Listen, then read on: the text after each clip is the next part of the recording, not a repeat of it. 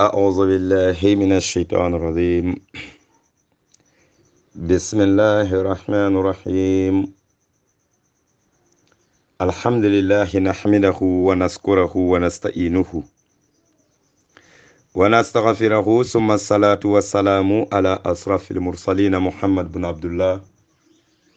صلوات الله عليه وعلى آله وأصحابه ومن تبعه بإحسانه إلى يوم الدين. ngala jayi ka tentu manso men atala jarta tentola manso men afanga folo sawata ka fan jayi ka fan tentu jannin tentur lalu ka tentu ka salkila nyumama sallallahu alayhi wa sallam kila men atala fisiyata alala dafengo mume beti wakola mbadi ngolu ngali kontong dunia tonkon nano mume beto badi muslimo mume be ngalna forum o mol kontong kabirum forum 1 fo forum 8 diaspora yaqub ngali kontong nganna ka fo mol kontong melbe serakunda banko kan manden kaba ka fo mol nyebe kontong kabirin forum 1 fo katabula forum 4 University of London bunto kolu ngali be kontong badi muslimol kalmume be konton duniya tonkon nano mume beto muslimi ya konton dirola famma jiyo konton dirola badi ya konton dirola arjanna dingol la konton dirola ala wahiya assalamu alaikum wa rahmatullahi wa barakatuhu. Wakola sinana kontine na Quran fasarola mbemen kono mbaliyen hanin kabi suratu bahara le kono bi arami salumbala tubabu karo september karo atili muwang anin saba 2021 alibadimma men ka fasaro nyin sambale nan wala mu yaqub siseti bakadaji sato kono jang base banko kan jimara alni wala ka alquran fasaro nyin soto ayatara lotanun a bahara kono ala aya keme aya taworwula anin say mbena wulila walato insha Allah. بعد أعوذ بالله من الشيطان الرجيم بسم الله الرحمن الرحيم ولكم في القصاص أبالين جورو كونو joro la natla mu farot mo men ngamo fa inyanta dio men jola mo kan yemen la mo fa abalen hayatun hakilitu balade men sembo wartade ya ulul albabi atal hakil ma dun kewlu qur'ano mu mepe alkadiya mo hakil ma alle la'allakum adobata talu tattaquna ibajela sesilan alala mo fa kuotal sal hakilo tuje ko me melara kunna tola hali wolon faka pare ibajela alba hakilo tula askali yen alanya silangati kotiba manzata la ko ngafarla yandiro ke alaikum katari alikan iza hadara ahadukumul mautu nin sa yaye sotoroke alido killing dola alikono in taraka khairan nin ayatara sawante onin aina fulotu akoma alwasiyatu ay wasiyo di walam nyinti nin ku ketanna karisa alsinan kamusika aliyadiyala sawante wala wasiyo jannin saya kamuta tembo men na sobita ka fo konta bola nyin sasa kono ayo wasiyo men tuwa koma lil walidaini kabira wulula fulolla wal aqrabina ana badi malu bil ma'ruf ni nya barola de wala mutelinte yati alsike na fulo nyin tala katari awulula likan anin abadi masutulu tilengo kamade haqqan tonyala alal muttaqin al nyaslan nalukan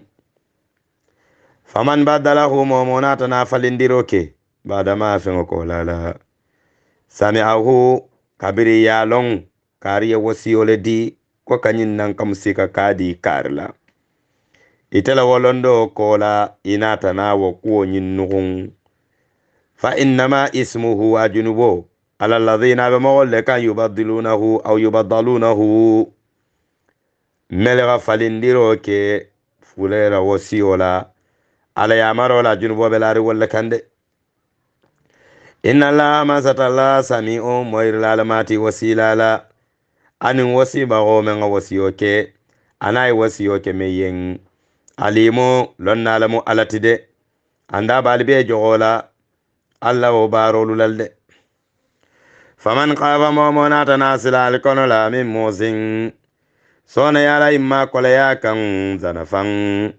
jengo sabula ka jenge to nyayen aw isman imma junubola faslaha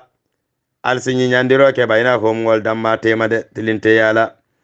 wani nyandiro ko la fala isma junubinte alayhi alkan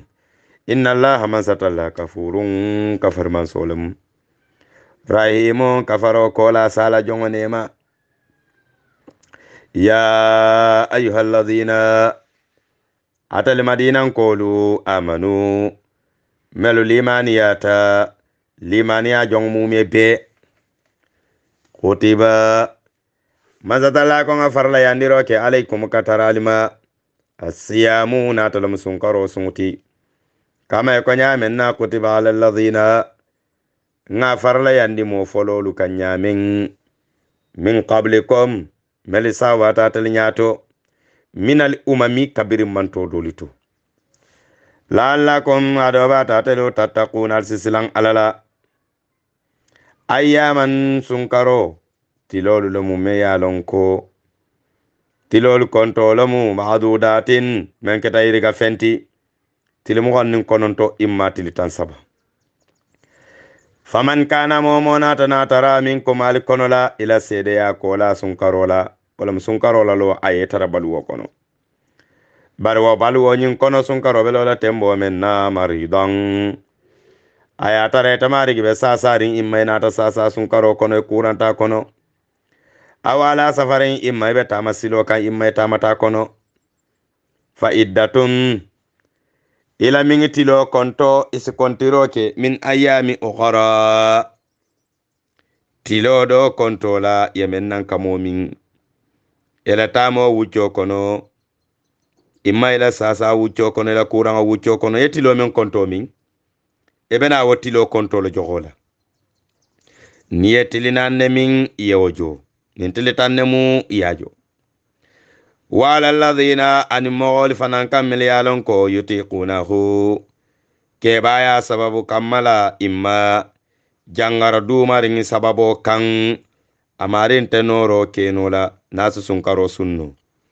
fidiyatun atabe mudole sumanna kabondiro ke ta'amu miskini abe miskini nding le domorindila de wala atabe sunkaro nyin aba mudu sumanna le lonna doli ya sambanan iko luwolun isi mudu kilin suman luwolun iya mudu kilin suman immanin sunkaro fata ye mudo ye tilo men konto min ya mudo be suman bar ni sano luwolun ye mudo bondi tiliwo tili ya la mudo bondi faman tatawa momona tanaji di khairan ila wa mudu suman nyinto fa huwa wa men je khairun fana kita herat lahu yende a miskinolu domorindo nyin nin ayatara ifumata aske yen kayroti wala fanan be fisiyale yeda sade wa anta sumu ya sum fanani ayatara kurangale ye muta sunkaro kono ijato natana kende ya wa anta sumu yela sunjulojo yesun khairu wala fisiyata lakum iyandina kamudo suman eta kuranta sunkaro kono karo farin kolala yena mudo suman bari yajube jato kende yata yesun kela sunkaro tilo nyin kajo wala fi samante yata kamudo suman en kontom ne ayata ratelu talamuda albe wolonde albe londi wala shahru ramadana sunkar karo menje alladhi atal karoti unzila manzatalla ko ngaji ndiro ke fihi karo nyin kono alqur'anu jigtanan sunkaro karo le kono la kabana lawhil mahfuz wala bala ila sama'i dunya kana dunya nyin santo bombu nyaari ngoto ka fada me baitul izzi alqur'anu be jitanan yola jumlatan wahida abe kafuri nyoma sinya kilin sana jibril aya imma sora fo aya asata jele ka jindi nan kila kan banko kan sallallahu alaihi wasallam hodanga wakata kandandir lanati alqur'ano mo kandandir lanati atala adama dingli yen linnasi mogol yen kalbonde filo kono wa bayyinati lanken mandiranum alqur'anoti wa bayyinati alqur'ana ayol be koyringi kalanken mandiro ke mogol yen sariyan silola minale hoda kabakandola anin kito kenyala wal furqan ani ka fatan fansiro ke to nyani batarola faman shahida mo sede yata minkum alkonola sahara karola wala mu karola lo mo tar balurin karola lo ye tar jata kende ya kono fali yasumuhu isi sun karo nyin sun waman kana marida momo keta jangar toti ni aga tara kurang le bela aw ala safarin imma ibe tamasilo kan fa iddatun etabe kontiro le kelami ayyamin ukhra tilido konto la sunkaro farin kola yetilo men konto nan kamo min ibena wonan kamo konto le jogola yuridu Allahu ma satalla la fita bikum atala hadama dinglien aljisura kasone andiro kalien alladino kono wala yuridu man satalla malanyini ndirike bikum alilal usra gole yala de alaman dino nyin kole yandi yale bulu ay dino nyin soni yandi yale wala to kamila al sete mandiro kal iddata kontola wala to kabirullah al seman satalla tento ka warandi alama fengala fengo kan hadakom ayal kandandi men alla dino longla wala allakum adobat watelu taskuruna al sika ala nemo tentulati wa idha salaka ibadi Muhammad bani na jongole nyinin karo kela anni taman satallala fa inni ta'ala qaribu na londo be sutiyarin ba kele na da fengolula fa fanan be sutiyarin na da fengolla wanyala made da fen kilin na kuonta nugundinta alama na londo be da fengomu na londo da fengomu me be murale Nabilahi Musa alayhim salatu wassalam lundo na sota Nabilahi Musa ay wasiyo di ala dimba Allah kuoto ala na ta fa Musa ko akaye nyaabe tilindi nyim bero men na bero nyilli paban yate akita kaba koti Nabilahi Musa ay bero lapi bero nyin teta bero do ba kono ayo bero fanan lapi o fanan teta yara bero dole bo fanan kono atata wanyala fo bere worowula kabira worowula nyanga nyu fanal lapi woteta damen ay tumboje wo bere fena nyin kono tumbonyi belarin fita kero bada kono abe fita kero do makan tumbonyi ka ko subhanalladhi sene yabe manso yen la yansani fi budi makani manso men manyina nana dinkira jam fata nyawonya watasma kalami wata almuhazati ninga taman so kili akanna kiliri kangamo yanda ina hajolong tumbo nyin katara wala duwara ngine karankan abila Musa ya moy tumbobe duwara karanna bero kono la sa in bere kono fo woro wula fita kero sita tumbo ma je nyaadile alala kum fay kunu yate o de bon sendan kon dawata da i kilirla la kilirola izada ani ni andama satalla kumandin sindan kun yela falyastazibu sidan kulli kataram batula lan kiliyola wal yu'minu wa ta'alul imani ya katarabi indama satallama yadumu alal iman ni alsikiliro kenna ndama satalla bato kan nali en kilim bendan kula allale wotali gali sabati aliye duma alal imani ya kanta alala nta alakan la kuma do bata telu yersiduna nali wake do albe kandalalde o hella mazatalla ko ngadande yaroke lakom katar yaliyen lailatas siyami sunkaro sutola arrafasu futuwola ila nisaikum katarya alla musolu kan haju jarola katari alla musolu kan agatara modolle sototanum sunkaro sutola a wolkela musolu jele bari inatana wasiyodi kila la sallallahu alaihi wasallam fo ayatara kawo menke fo junubo be yenje imma fo junubi tenje wala ko la lanin ayo natana ji man satalla ya marodi ka fayo ko ngadandi yali ele sunkaro sutola de ngawa kali dandi ya fenneti sunkaro sutola e bante min fengo mume be date islam na manja haramo lati jiyo date yen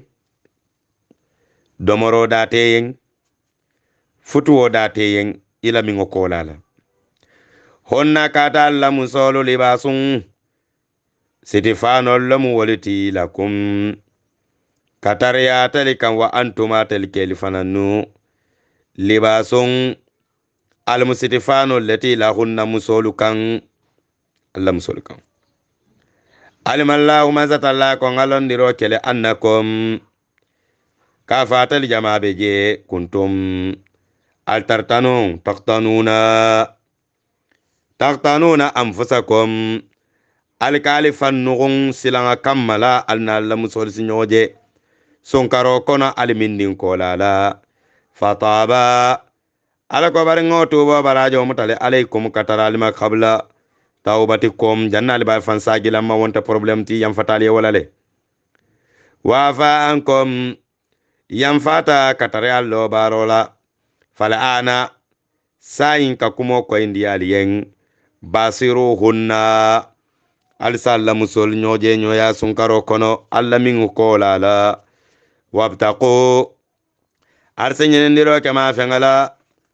qataballahu lakum ala taala man so men dandi yaliyen alla no nyoli balade wa qulu ala damaro ke wasrabu alsi min suto mumebela hatta yatabayyana lakum khaytul abyadu fajannin fajiro la koyobe lankene malaliyen min al khaytul aswadi kabo fajiro la fin kabo fajiri fingula manam kaba fingula bar qur'ano ya adante nyame wolom nyintiko jannal be sutero kela julubora koyola anin julubora fingila wala mu kaba koyo anin kaba fingo fajiro la faro watola menale fajire kaba fajiro la alsidomoro ke jannin fajiro wato be sila somate musiyama nim fajiro timmata nim fajiro sita wato men alsitimandiro ka alla sungulula ila layli katabula suto kono ay ila duqulihi bi qurubi samsi jannin tilobe boyla yalam fitiro atamantara tilo kono atabe suto lo kono wala tinama satalla ko katabula suto watola wala tubasiruhunna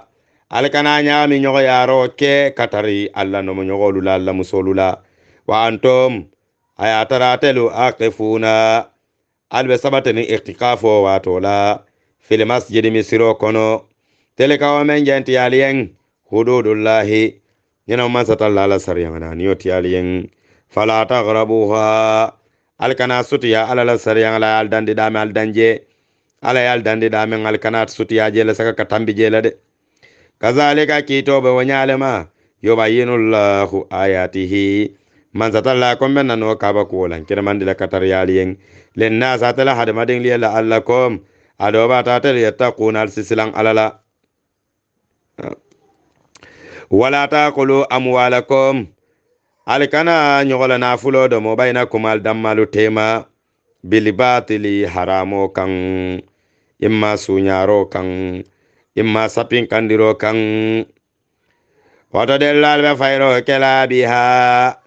kiti nyogoya al dammal tema falsu domoro ke katara nyogola nafulo la tonyendiro kan ilal hokami kana kito kan litaqulu fariqa fajama basi domoroke min amwalin nasi hada madin lana fulola bil ismi junubo kan to nyandiro kan wa antuma atara telu talamun al fangal bolon dinne de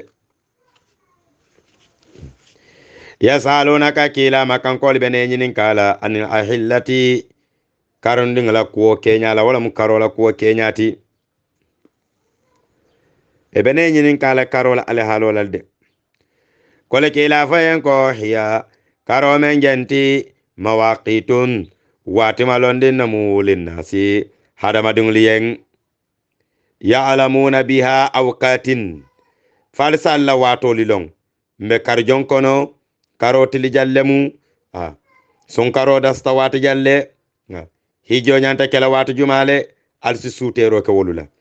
musola wuluta ibadi ngo kullila wati juma alsi londiro ke wala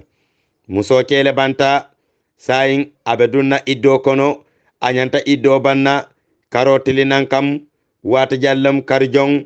alsi wolonno muso la futu wala banta anyanta sila ala iddola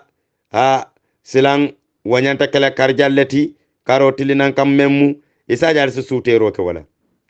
al damma le julodu nyote mabang al ko karo nankam atli nankam isa jar su wolonno karo na taliyan farsi londiro ke sangalu kontola analla dino al halola wala sali birru amanke nyinda malam nyinya baroti nyinya baro manke nyintiko bi antatul buyuta kana bunka min zuhuriha akoma ma fangala walakin nal birra bar nyinya baro de man ittaqa man attaqa jonga men silantala taala man sonya wa atlubu yota marina tanabu kan alala misro kan min abwabiha apundal ma fangala wala mu nyinya baro manke nyinti ko ka haramo noma nyinya baro mu mentu wala mu ka halalo noma wataqullaha alsisla taala man sonya la la kuma do bata telu tofle hon alsislan alala alsini ba soto wataqullaha alsilan alala la lakum adoba ta Allah wal nyasla nye tofle hona alsini ba soto wala Allah saya kolala islanta alala ibeni yo soto la niyo min ngalon ka sembo warta waqatilu alikelo ke fi sabilillahi man satallala dino silo kan alladhina mema wallama yuqatilunakum melka kelo nyini ngalle kalikele kafirol kono wala ta'tadu baral kana dana tambi inna allaha man satalla la yuhibbul mu'tadina alam allaf dana tambi mo wala de al mutazawizina ma hadda lahum ala taala man so dana tambo men lalikan al taala man so mol mel yalon ke kadana tambi fengala ale dande dame kadana tambi ala ko man laf dana tambi mo wala de waqtuluhum alin kafirolu ali mutaliye kele aliye faga hayso dawada saqaftumuhum nalghe taraje saqaftumuhum naliye tarada wada alsi mutaliye faga waqruzuhum ali fontendi min haysu dengirato aqrazukum yagal fontendi da menna ali fontendi kati folole ali fontendi makasato kono say fatihu makka al fanali ye funtendi la bungul kono la kordal kono la dingirali to wal fitnatu fulan kafuya ala taala mansoma asaddu wala jawyata wala sangarata min al qatl dina faroti de jalambato kafula kaf alama atala jawyata faroti sirkantu yamu masiba jawbalati de ha wala tuqatiluhum balal kananin kafiro lal kane kele enda masjidil harami misiro batanatala mukabati al kane kele o batamu meke hatta yuqatilukum fe folo ga kele ro kalien wala fe folo ga kele fihi wadingira nyindo fani alma kelola fa in qatalukum nala ga kele je ni gal kele ni doro ga kelo tilingalla faqtuluhum alsi mutalaghi faga kazalika wa men zanti zaza ul kafirina wala mukafiro jogoti fa ina anta hao ni fanfata kaba kafiri ya kono nata muslim ya kono fa inna allaha man satalla khafuru kafar man solamu yen baro la gamen bare la kafiri ya kono rahimu nema man solamu alati yen asi nema ila limani asabu kamala waqatiluhum alinyimogol kele al kafirol kele musrikinol ali kele hatta la takuna fitnatun fasrikantu ya baro ana daji ko kana tara isondame ol kono wa yakunu dinu alabato mumebe yake lillahi ala taala man sodan mayen muslimo na be bato kala nyanta ala dorna batla muslimo man nyam fen ko te batla me man kalati fa ina anta hau ni ga fata sirkantu ya baro la fala udwana saidana tambite je silande mo wona ta tubita abata kafiri ya kono adunta muslimi ya kono ay kalimatu shahadatu fu natalama ashhadu an la ilaha illa allah ashhadu anna muhammadan rasulullah sallallahu alaihi wasallam kabirin tembo men ayo kuma kan sata silan al kanada na tambi kande wabe kola ke mutake faga illa ala zalimina fa fantoro baralali kono lade shahrul haramu horma karo bi sahril harami anyo horma karola wa hurmatu mazatalla ko haram yandiro kaliyele qisasu jogorola ni horma karolo ta doron alkana kelo ka kono hanni ayatara alnyanta mobulola kuntula sariyanga ya mari mutawanyama imma sariyanga ya mutanyanta kafa ni horma karolo ta aliyam feyen wokono fajan ni horma karobe tambila famana atada momona tanada na tambi alaikum alkono la horma karo kono ka fagaro ke fatadu wadal sidan na tambi alaihi wala malsi jogo alaihi wa magol kambi muslima fanga nyogon dola atada idan na tambi ta alaikum alikam menna nin kafirol na taje sala horma karo kono ni muslimol buka kelo ke horma karo kono la wata sai alinye batu nin horma karo nyin lota wato men doron nsitanga sapi kanye kele bayri te bulo sayla mahani ni wake doron ali kele de alkane bula je wanyama de wattaqullaha alisislan ala taala man sonya walam al sinyilon ka dankene ya anna allaha konota fil man sa'ala ma al muttaqina ala la de maro be kafurin al nyaslan na lekande wa anfiqu ala depanso ke fi sabilillahi ala taala man sola dino silo kan wala tulqu bi aydiyakum al kanal fang jato muta wala mal kanal bulo muta ila tahallukati fa halako yena al fasar folo wala tulqu al kana fayro ke bi aydiyakum al bulo la ila tahallukati kata halako kan wala tulqu al kana fayro ke bi aydiyakum al fanglu jato la ila tahallukati kalifandun di halako kono al hilaku bil imsaki anil infaqati fi jihadi wala mnyinti ko nafuliti yolal kanal bulo muta kafalte depanso kala jihadoto faya sabu kafirol yela ferel beke yela depanso like yela balwoli soto yela kele jorang li soto yela suwolu sang muslimina fulu tiyol beje ali yali bulo muta alman son kana fulo bondi kadino fasa kadino ma koy alni yetabe wonyama yetama sibo boy alikan alikan fandung halako kono de wasinu alsinyi nyabaro ke wala munafqaroti alsi salal bondi ali alla na fulol dundi ala la silo kan wasinu ala alla na fulol bondi ali ya dundi ala silo kan inna allaha kono to fili man sa ala yuhibbul muhsinina mo kendo fondi sire mo beto nafqala ba ala taala man so ko ngamo kendo kanule lafta mo kendo la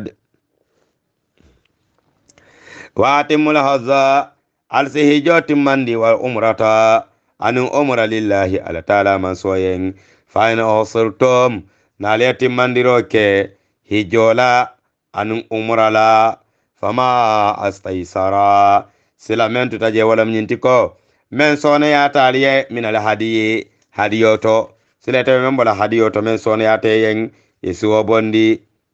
ete men nola ete men kenola alama wala kande ke forsi ala de ani wala ta haliku ru'usakum alikana alikungolu nunko hata yablaqal hadiyu falla la yangli yafuta la hadiyo yafuta mahillahu kana tegero dingirato inyanta ke kana te damen na fay futa je folo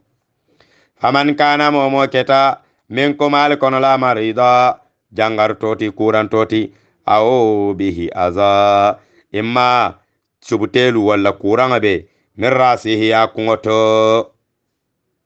ibaje la wonta kungo nunkula ni kungo ye cubuten soto imma kungo ye baramo soto imma mantara kende yaring eta hanyila ye kungo nunku ite ke awa silang ebena munekela fafiliyatun etabe ibe sumandiro le kela mudo la fafiliyatun etabe joro le kela min siyami sungula ebe tili sabale sunna de maka kono jefang ebe tili sabo sunna aw sadaqatin imma ya salago bondi wala musittina masakini ya miskini woro domorindi miskini woro wala domorindi la aw nuskin wa imma ya bega kana tege faida amittum nal dada silang fallanante ata silang katare ali jawoluma faman tatamatta momo ela nyinindiro ke faman tatamatta momo ganyin kanu silang ela vita bil umratin umrala ya umra ke faka pare kabaturo ke ila la haji kata hijo wato kan ela umra kola eko saibe hijo fanan batula ya umra ke pareta ilafta ka hijo fanan wato ka batu je dinkirala jamfo kamma dulala jamfo kamma imma banku nim banku la jamfo kamma la fama astaysara sila men sona ya tebulo minala hadiyoto bole kala hadiyoti de kana tegerola nahar lola kabiri nyonko moto foni soto fo sagoto fo begangato faman lam yazidi momo man sotoro ke hadiyola fasiyamu emari sisun salasata ayami ebetili saba sunna makaje fil hazi hijonyin kono ebetili saba sunna wa sabati benatili warulo fanan sunna iza rada'tum ni saji tay murunta katela banko kan iborun kola hijola sile benala tili warulo sunna ni otili warulo sun tilika watili warulo anin tili sabo men ya summa ka kono niye kafunyoma tilika wa konto nyimbe mendi lela asaratun wala mutilitan kontoti kamilatu membe timarin zalika wa men jentaliyen liman mogoliyen lam yakun ahluhu men man kadun kati hadiril masjidil harami al kaaba bata wala men yalan ko man ke makkan koti man tara sabatirin makka azayta man ke makkan koti sileta man tara sabatirin jede wata qolla alsisla ala taala man sonya wa alamu alsinyillonko anna allah ala taala man sa sadidul liqabi ala yagan kato gole yata de ala hadu hijo men janti shahrun hijo ka ke karole kono ma'lumatun karo min ala be malonding alsi kontilo commencé kabrin sawwal karosilo wa zulqadati yan banama konon wa asar layali katabala fo banna karotili tankan min alzilhizzati kabo hijo hijo karola kabrin sun karma konon banna ma konon katabala fo banna tili tango faman farada famomo farla yandiroke faman farada afarla yata fihinna momo kan ala hadha hijola wala mnyinti momo ya hijoke idunta hijo kono yela hijo farlol mume peki fala rafasa hijo kono la iman tulungo keje wala fusuqa iman ala taala man so hijo kono wala zidala iman fitino ke hijo kono fil hazila hijo nyin kono waseke en khayra bati bajele hijo ba mutalale wama tafalu fen al ghabara min khairin khayra kuto kabirin sadaqa bandito fa barakende to ya lamhullahu ala taala man so belondi wa belale fa idha dhikum bihi apal jogola o baro belale watazawadu al silafando ta fa inna khayra zadi silafando be betama attaqwa wala mu alanya silanti de wattaquna al silanta alanya ya olu lalibabi atala hakkili malu ke mirano batunga silang alala hakkili mala ke mirano batunga nyin ko karike nyina mubaraken doti batunga fansai alala hakkili mala ko be mirano de lazazuna ho jonebente alaikum katara telikan antabtaqu ala nyin ndiro ke fadlan harja ghayla min rabbikum kabali mari go bata hijo kono bi tizarati fil hazzi ayata rebe hijo kono la ila business fon be bulu e sila business oke yetare la hijola e sila tizarat ndingoke ila wafuri ndingoke baram o man fenti nyela hijola de fa idha afdaytum nala gadiro ka wala nalibata min arafatin kabo arafa lola alibata arafa lo kono silang fazkurullaha alsitanturo kala taala man sola mujdalifa enda mas'ar al-harami kata taala man sola misiro ma fangala alsala taala man so jagi alsa tentu kabiri wato menna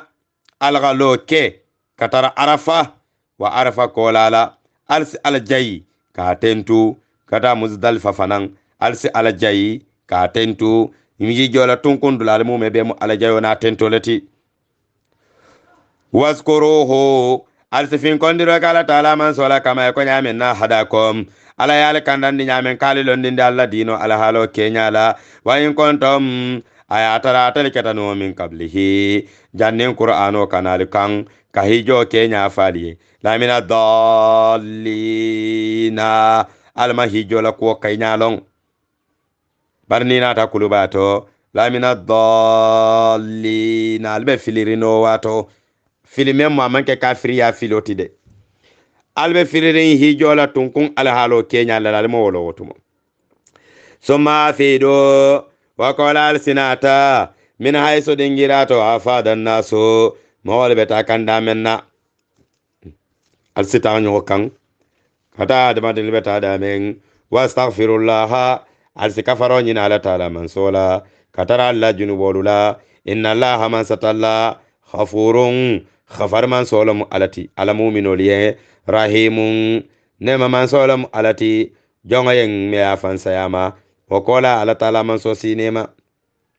faida qadaytum nala gadiro kana walam nal pareta mana sikakom allahijo alabatolla allahijo batolula fazkurullaha alsallahu akbar fo an kaman satalla jayi katentu subhanallah walhamdulillah la ilaha illallah allahu akbar kazikirikum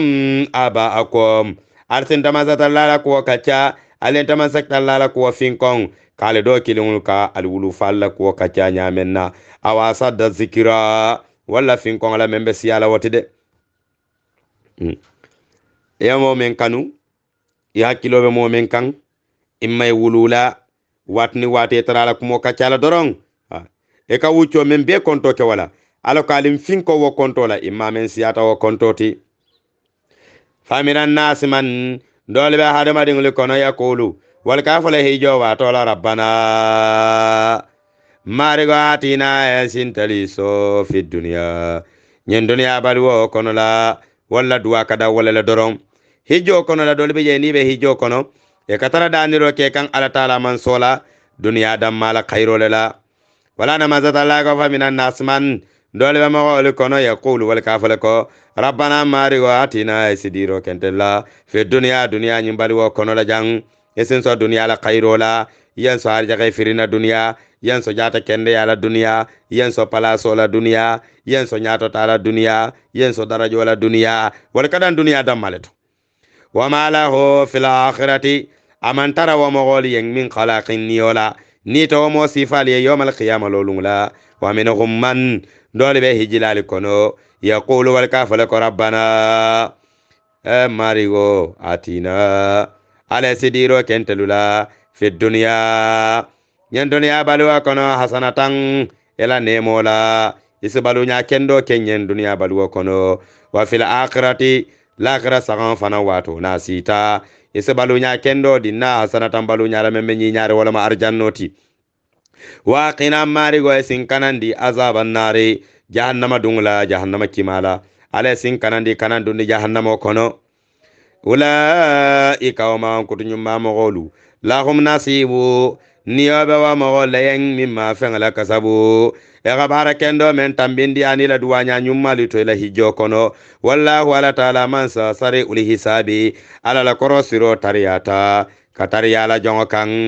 ni ba min sallantan la duniya kono jang puro isajen sa fahamuno isa fono kabatala woro wala somanda kata fajan nin talantan nin fula kito be kelabe banna wo wucco la sutiya temo be nyamenna l'akhirah la kito wucco be sutiya la wanyala made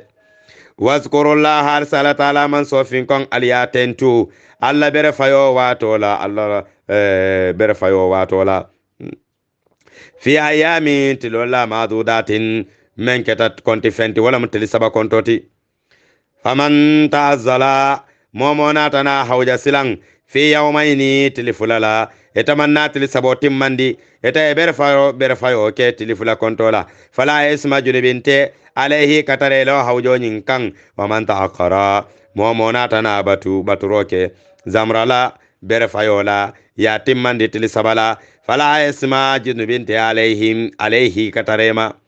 fala isma junubinte alayhi katareta marigi kan liman bar moyen attaqa men silan taala man soñade wattaqullaha hal silan alanya atala alala jongolo wala mal sinyello annakum kafatelu to sarone balbe kafla nyoma ilayhi katara taala man so kan faida dikum bi amalikum ala sinali be jogo kalbe sarala keba alla keba rolula wa minan nas man dol be hadama dinglu kono yu'dhibuka qawluhu ila kuwasi kawa ku ya muhammadu sallallahu alaihi wasallama fil hayati dunya nyin dunya balwo nyin kono la wa yasahadullahu aw yasahadullaha ala taala man so be sede yare alama fengala nyera kontola fi qalbihi memba wa adama dinglu sondame kono wa ko wa sa adama dinglu doje wal fangalu allah dul qisami wala kele nyoya ya jago ya tabakele de e kamen satani kamen bara imankiliya dino kono la wala kele nyoya ya jago ya tade amisalo be ko la adama dingu men aka itandi la nengato anyato ka fo ko la khairo le diata yin ka fa lafte hero le la ayatare la konnante ya wala ba sonde me kono adama dingu be jago mamu wala tide wa idha tawalla ni ya ko la di wato men na sa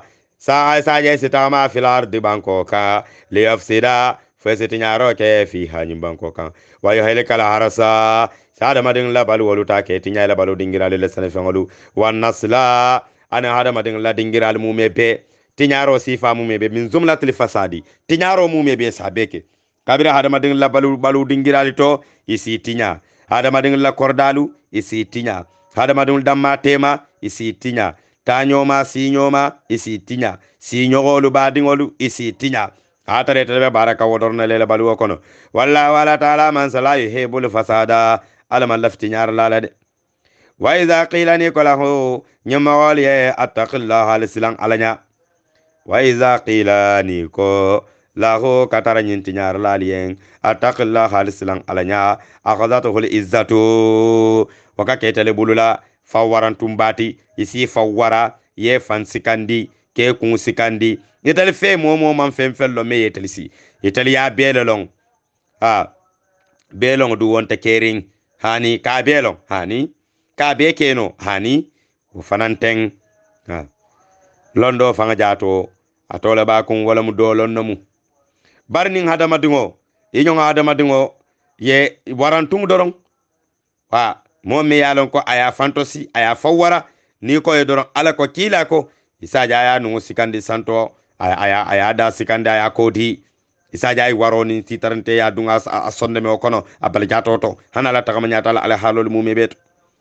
bele esimi jonubo baro sabula fasibuhu ala ko kila sallallahu alaihi wasallam wa mo sifalu wal waso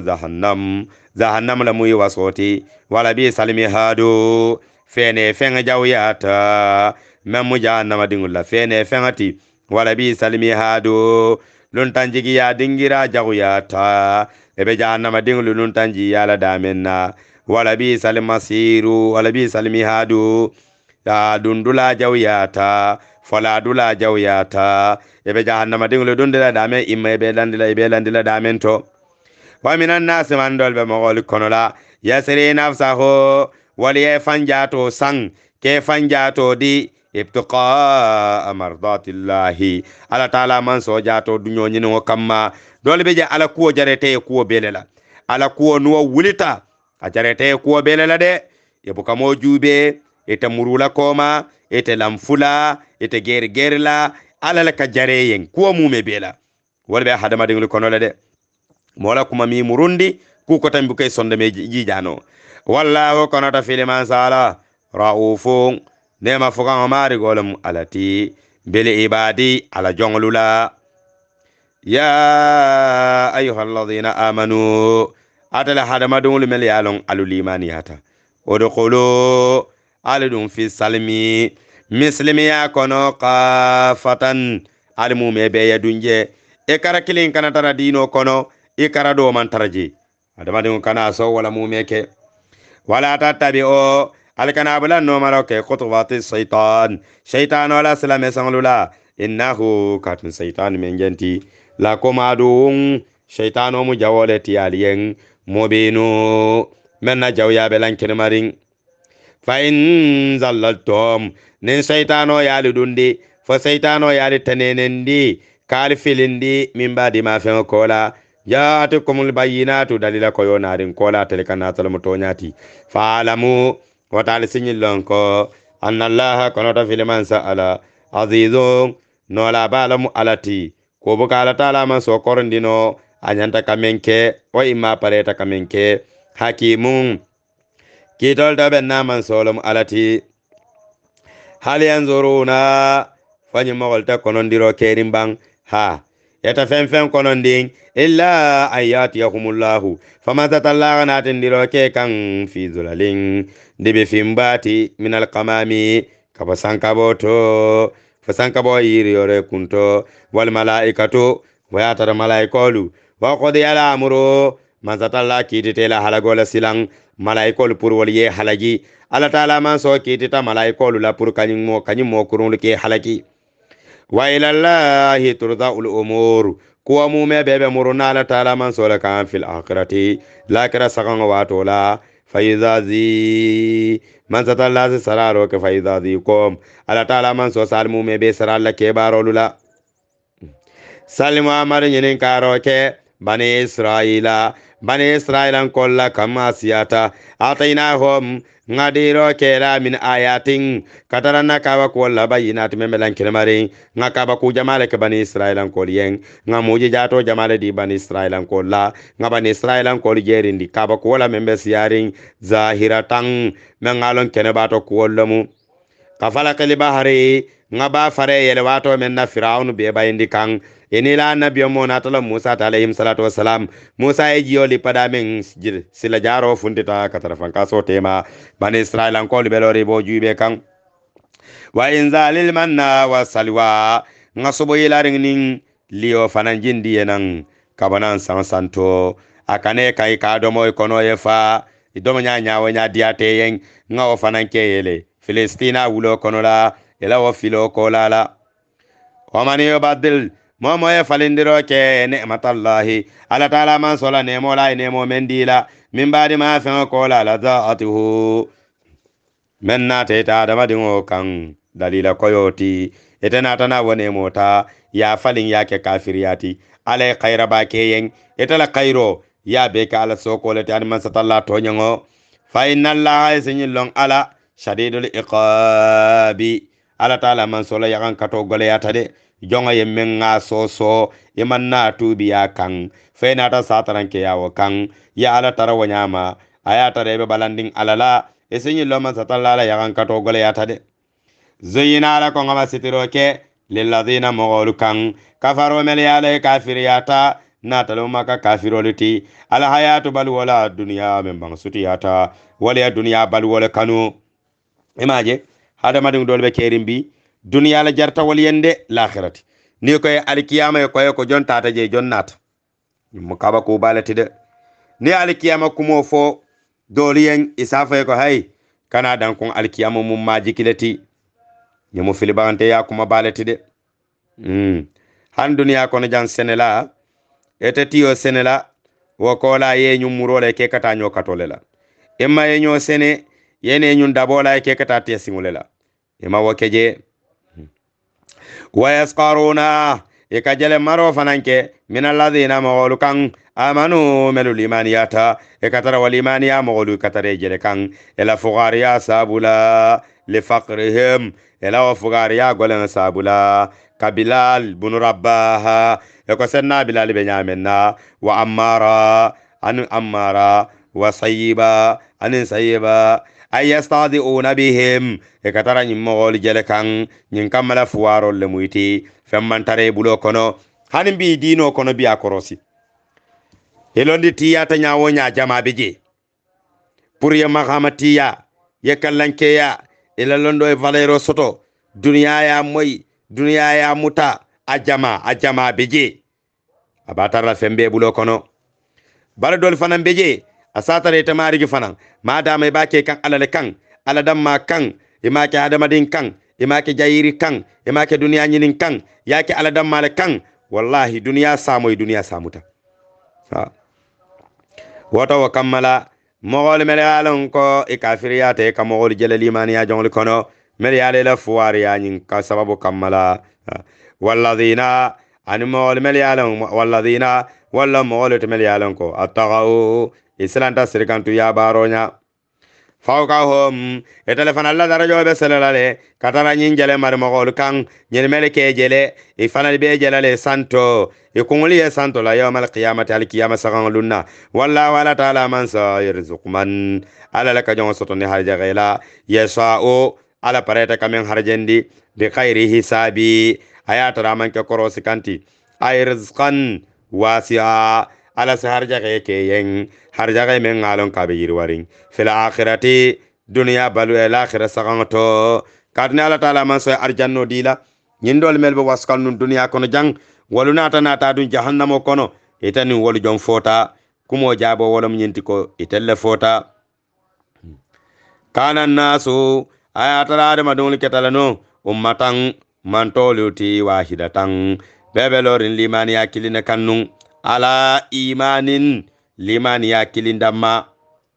bebelorin sala kilinka faqtalafu inatana nyogo wali nyogo ya fabasallahu nabiyina wala qala ala taala man sonatana annabiy mulki katara wan hadama dinguluka mubasirina kese wandi barabete kelalu ila bandula betaramin wala ma arjanno konoti wa munzarina aw munzirina ani kama silandiro ke barajago kelalu la barajago la ni man tubiya kan ila la bandula be kelaminto wala mu jahannama kimati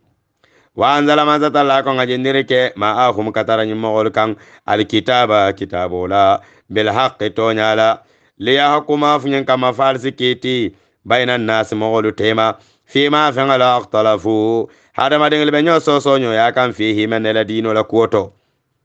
ama akhtalafa nyimogol man nyo wali nyo yaro ke fihi dino la koto illa alladhina famagalu doron utuhu ngalondo di melula dino la problemo mu mebe ko karanallem talabe dino be dun kamogol bulu nyoto do sa fonyin ha do ga jutu dola do be do kafir yandila ete be fankende yandile be do kafir yandila ebe do nyorndila arjanna la ete be kata arjanno la min baadi ma fen ko la zaatuhum albayinatu dalila ko yo narin ko la talukan dalila jon sabu kamala albena nyogo soso nyogo yaro kila wala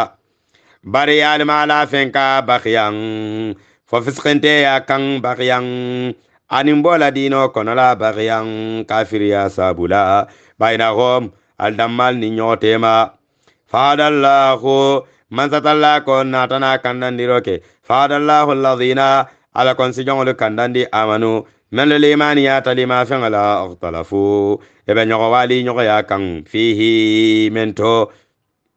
من الحكي تونيالا بإذنه على الدنيا كان على ملكانو دي باجلا بيجيرين لا تونيالا عندي بسبت لا تونيا كان والله كنت في المنسى يهدي من على سجون كاندندي يساء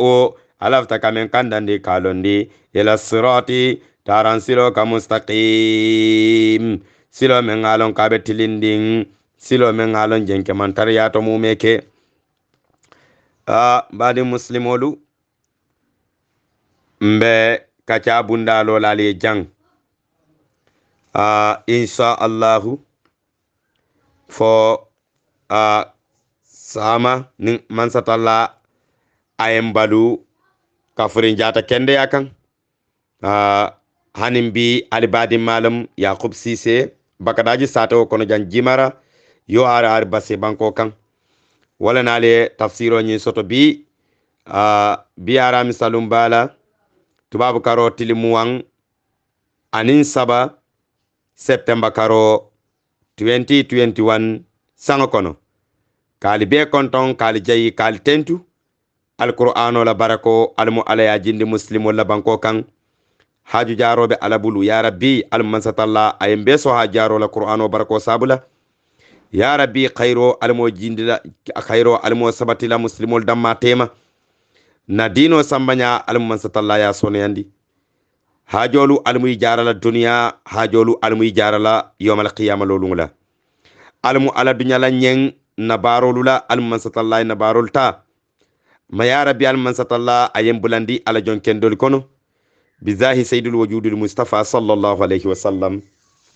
mba falal be ko assalamu alaykum wa rahmatullahi wa barakatuhu lotale damen bagara kono wala mu aya keme fula aya tan anin fula aya keme fula aya tan nin fula